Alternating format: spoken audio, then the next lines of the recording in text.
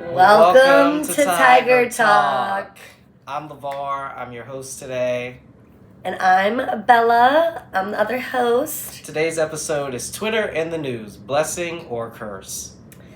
So, just to start with some background, we're going to talk about Twitter. And then deeper into the episode, we're going to dive into why it's good, why it's bad in relation to journalism. So, Twitter is a social media app that was founded in the 2000s. Twitter has become kind of a global icon. It's been rebranded as X, but no one calls it X. It's really Twitter. It's always Twitter. It's always Twitter. Twitter has changed journalism, and today's episode is about did it change it for the best or the worst. We'll go over the speed at which news travels, access to sources, and the audience engagement. All right, so just for some background on Twitter itself, like LeVar said, it was launched in 2006. The founder was, let's give that a look up. Founded in 2006. I think Jack Dorsey. Yeah, Jack Dorsey was the founder. It popped off. Everyone was like, what is this app? We can all share our own opinions. This is great. Is this great? I mean, I like the president's tweets sometimes. They're a little funny. Yeah, they are funny. Before he was banned. Right. Before the president was banned. Before the president was banned. So, first we should talk about the positive impacts that Twitter brings. What do you think is the most positive thing? I think it connected the world, connected a lot of people from different countries, allowed them to share their opinions and kind of became a market for debating ideas and stuff. I think that's a positive. Yeah, absolutely. And you mentioned earlier the speed. Mm-hmm. And I think that can be a positive, that we can get news as quickly as we can. Yeah, sometimes I find things out from Twitter before the news. So it's really fast, really good. When I would work, like during a football game or something, I would just sit there reloading my Twitter. Yeah. Checking for updates. So, yeah, speed is definitely a good thing. Also, just access to different news brands, like however many news stations have Twitter, that we can just go to the page so quickly. I think audience engagement too is a big positive for a lot of people. Especially now that Twitter's monetized and you can make money off of it. So, you can be rich because you got 1 million views off of a viral tweet. It's not the worst thing in the world. Mm-hmm. Another positive, I'd say for journalists specifically, is that they can get first-hand accounts from witnesses through Twitter. Mm-hmm. People are explaining what happened, people who are there who maybe weren't picked up by reporters in the moment. They're getting these first-hand accounts on news coverage through Twitter. I think that's really important and has helped journalism excel. Yeah, I think amplifying underrepresented voices too. I think that's a big one. A lot of people, if the media isn't listening to them, they can take it to Twitter and it just balloons. So I think that's a big one too. Definitely. So how about some negatives? I'm sure there's a lot of negatives about Twitter specifically. What do you think? Well, first, my head immediately goes to the false news that can get spread, and I go right back to speed that we were talking about and how negative that can be for false news to be spread at a speed like that. Yeah. I don't know. There's a first-hand account that we actually looked up and talked about, and it was the Boston Marathon, the bombing. There was someone got reported as like a victim of the crime or guilty for the crime, and it absolutely was not true. Wow. Yeah, and so she was getting threats all over some Twitter post that someone posted saying that she was guilty and she wasn't. So, Yeah, I think also when the Charlie Kirk assassination happened, they said it was that old man, and it wasn't. yeah. That was something else, misinformation. That spread through Twitter, Mm-hmm. and he got arrested, I think.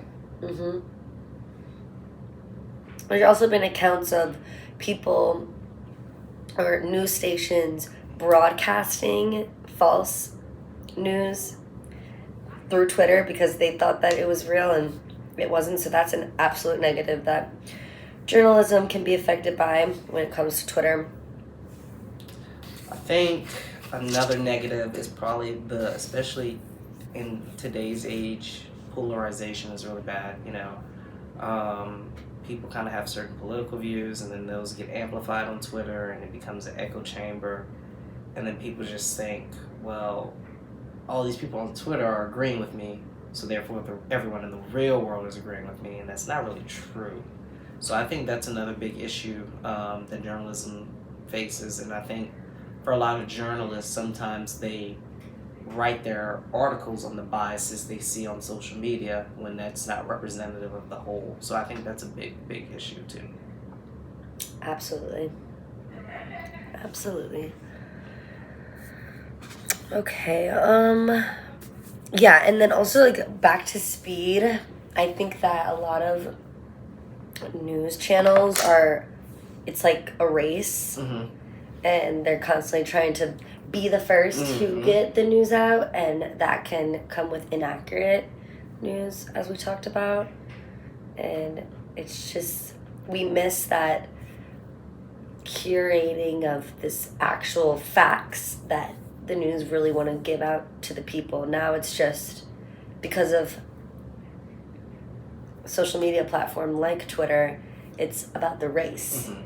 And I feel like that's not good for us at all. Yeah.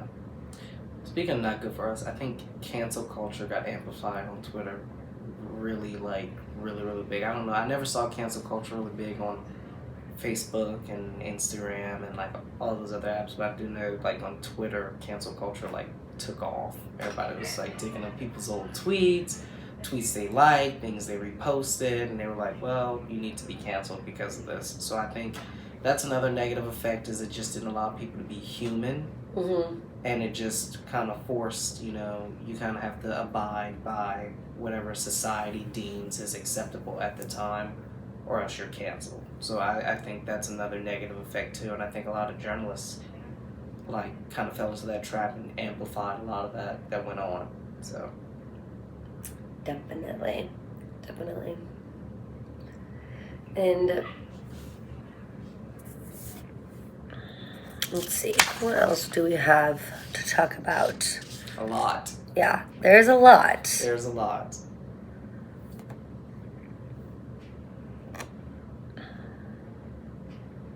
Is there any other examples that come to mind when you think of or cancel culture? Since we're talking about that, do you have any examples that are coming to mind when you talk about that? Trying to think of specific people who have been canceled. It's been so long since we've canceled somebody. I think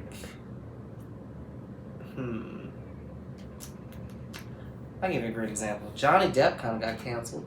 With the thing with Amber Heard, he kind of got canceled. Disney dropped him. Everybody dropped him because they thought he wasn't innocent, but then he was proven that he was. So I mean, that's an example of things that amplified. Yeah, definitely. I also go straight to thinking of my sister. She got stuff that was dug up, but it wasn't. She got canceled? She got canceled pretty much. She got it was just some Twitter comment that she liked. And not even something she said, something she liked. She liked it, and her cheer coach, this was in high school, found it. Or she got sent the screenshot of her liking this tweet, and She got kicked off the cheer team her senior year. So it's happening right around you, too. This cancel culture from Twitter. Twitter or X? Twitter. Twitter. I won't say X. I'm just making sure. I'm just saying. I don't want to call it X either. Will you ever? No, I don't think I ever will. It's Twitter. I mean, I definitely miss anyone who's listening who doesn't know Twitter, which is crazy if you don't. But I miss the little blue logo with the birdie. I do miss it. I don't like the black X. It's just weird. Yeah. And I feel like the logo was so on brand. It was. There's an old saying, his mama named him Twitter, so I'm going to call him Twitter. So I'm going to call him Twitter because his mama named him Twitter. Yeah. I don't know who X is. I don't know who X is. I do I not. don't know who X is. And also, like, we're never gonna be like, oh, I just X'd. Yeah. Like, no, like, you just posted a tweet. Yeah. Or you tweeted, yeah. Yeah. I don't know. I X'd this the other day. Doesn't have the same pizzazz. It doesn't flow. Doesn't flow well. At all. So I think next up, we're going to talk about some case studies and real life examples. We're going to start off, I think, with some positively influenced reporting and some live tweeting during major events. First thing that really comes to my mind when I think about live reporting from Twitter, I think the day in Pennsylvania where the president got shot in the ear, people were tweeting live from the scene and kind of got a feel of what was happening there. So I think that, that was a positive for journalism, that you had people, on site who were able to tweet about it, let the world know what was happening, so that, you had at least some sort of idea of what was really going on. Yeah. Definitely. If we didn't have Twitter that day, there would have been a lot of waiting. Yeah, waiting and worrying, and that doesn't go well with the public, especially now that we have Twitter. I feel like the public is always just expecting news immediately, and they need to know what's going on, and if we didn't have Twitter, we wouldn't have that. All right.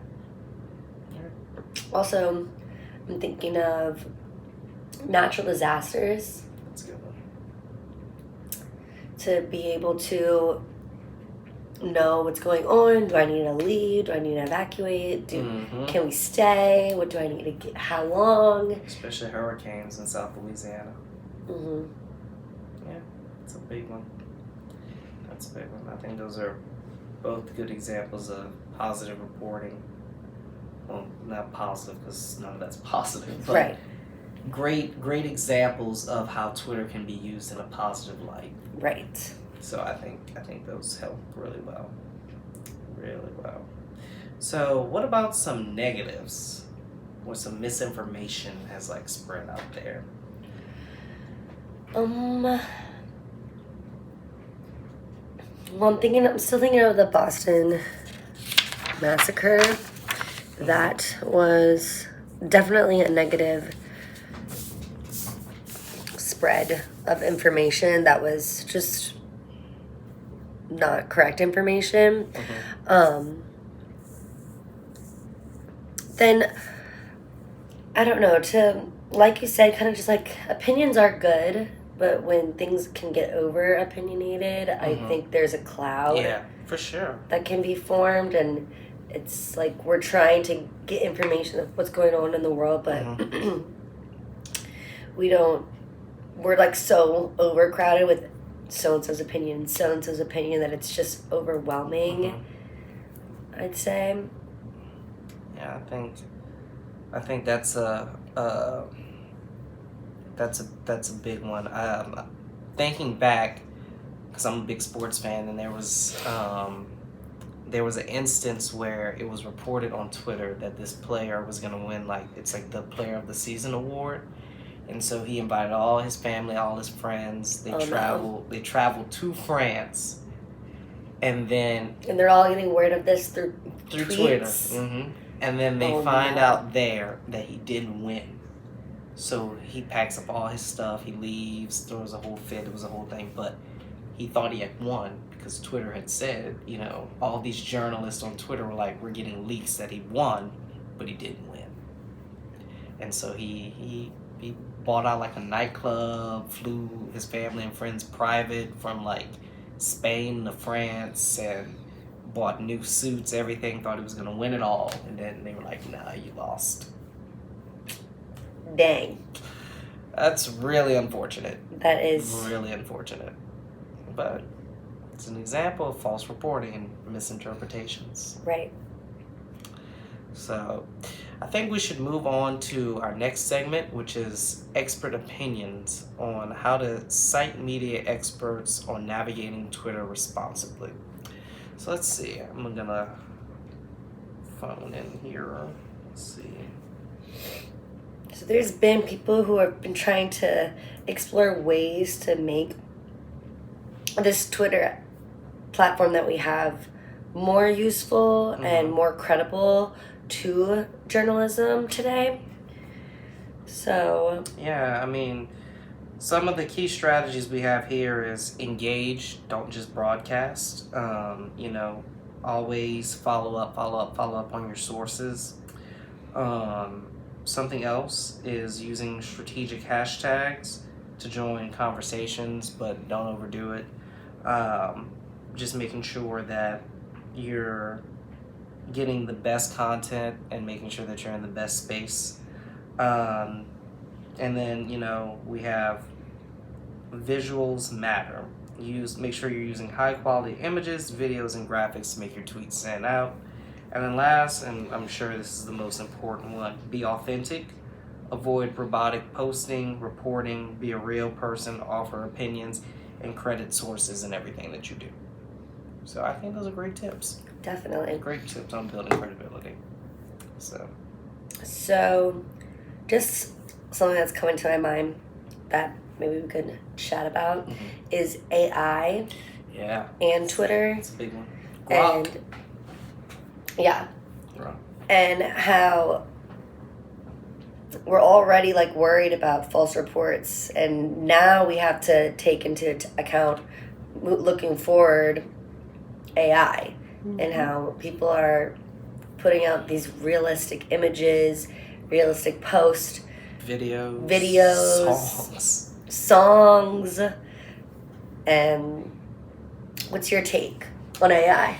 I think AI is a great tool, but I think that there needs to be some guidelines, some boundaries, maybe even some laws to like kind of regulate that, to make sure that it's being used in an ethical manner. And especially for journalists, ethics matter. So I think, you know, Absolutely. Those type of things call for being responsible when you're dealing with AI and things like that. Definitely. I mean, I, on a day-to-day basis, get tripped up by AI posts. Yeah, we all do. And now it's like, anytime I'm on social media, Twitter, Instagram, TikTok, all the platforms, I feel like I'm finding myself second-guessing every single thing that I watch. And now that's scary when it comes to, because I've seen a bunch of fake news segments, and that's the scariest part too. Yeah, a lot of deep fakes, a lot of like, you know, images or likenesses of like famous people, and it's like they said this or they said that, and you're like, wait. But you like almost believe it because the deep fake is just evolving, and it's like so good that it looks and sounds just like them. So yeah, I'm trying to think of if there's any tools that they can use to like regulate all this miscommunication, and I kind of feel like they could do a better job of filtering and checking. And well, I think on the flip side of all that, it's gonna encourage people to double check more. I think that's kind of been a lost thing for a lot of people since the internet began, is they just don't double check anything anymore. And I think AI is probably gonna force you to be like, wait, this don't look right. This don't sound right. Let me go double check and then double check my double check and see if it's right. So I think that's on the flip side of it. That could be a net positive. Yeah. And since we're doing that work ourselves, the double checking, I think it's even more important for journalists now to do that double, triple, quadruple checks of their information before they release. But it's all a very stressful thing because you're still trying to get news out in a timely manner. All right. So major respect to all the journalists out there since Twitter came about and all the new challenges that they have to work through. Yeah. Well, I think that concludes our podcast for today. I'm LeVar. And I'm Bella. Thank you for joining Tiger Talk. Talk to you later.